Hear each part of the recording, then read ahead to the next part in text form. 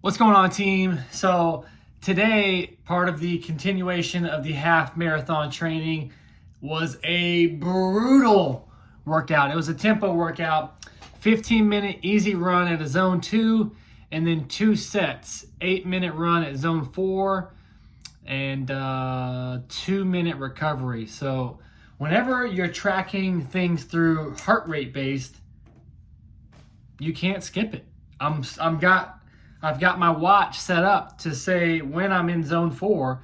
You're either in zone 4 or you're not. So, oh man, it was totally brutal because twice a week and really only 20% of your training should be really, really intense. The other 80% when you're trying to build your aerobic base capacity to prepare for an event, you got to have a big engine. So what that means is almost all my other days are filled with zone 2 running.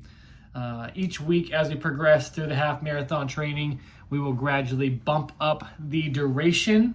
But Tuesdays and Thursdays right now are just brutal. Tuesdays are tempo, Thursdays are race pace efforts.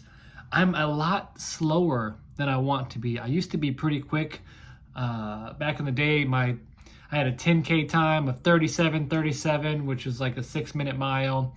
But doing CrossFit for several years now, I've got a lot of great strengths. I'm very good at gymnastics. I'm pretty strong. But part of the sickness of being a CrossFitter is you want to be good at everything. And a half marathon run is probably not going to help me in the CrossFit world, but I want to do something different. I like challenges. I've been doing the CrossFit thing for a long time, so just looking to do something different. And where I was going with that was I'm pretty slow. I got a lot of work to do, but a lot can happen in 11 weeks. So I'm really curious to see from week 1 to to week 12 what my speed changes. Can I run an 8-minute mile at a 150 heart rate? And then 12 weeks later, can I run an 8-minute mile at 130 heart rate?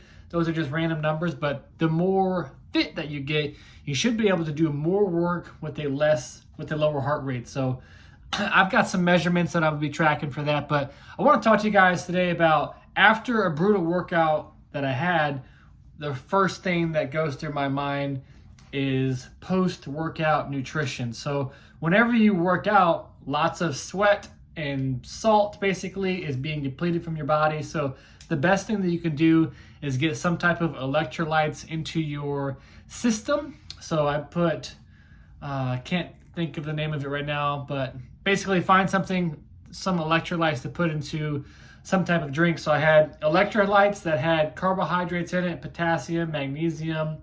I think it's called Karbolyn is the name of the company. I also had BCAAs, branched chain amino acids. So to get, when you're doing high intensity stuff, you want to replace that with good protein and amino acids. Amino acids helps your body to absorb protein. So it's really great they say that it opens your protein receptors. So I went electrolytes, I went branched chain amino acids, and then I had a big, fat, and juicy smoothie. Lots of fluids, right? And then I took a contrast shower. So I'm all about training really hard and then recovering hard as well. So the contrast shower was, yes, I had time and just about everything in my life. I took 30 seconds of hot water, 30 seconds of cold water, 30 seconds of hot, 30 seconds of cold. And what that does is it flushes out your body. So when you're cold, all the blood from your legs, from your arms rushes to your heart.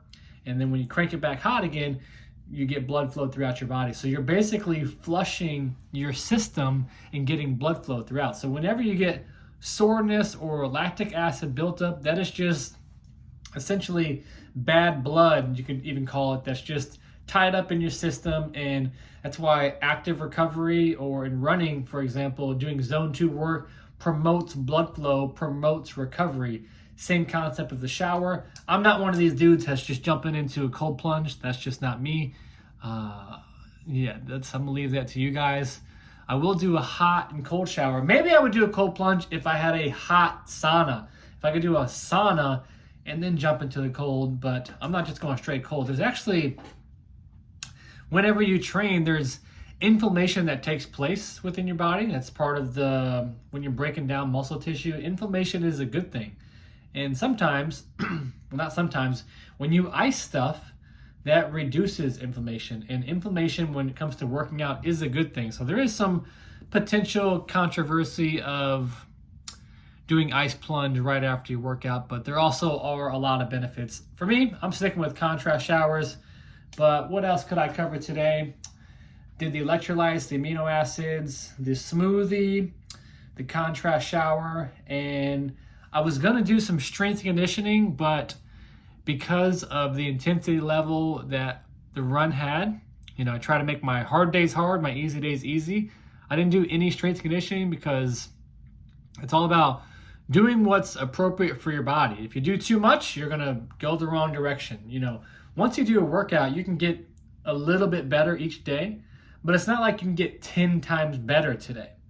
So if I would have done anything more, probably wouldn't have done me any good. You guys have any other questions? Put them down in the comments below. Catch you in the next one.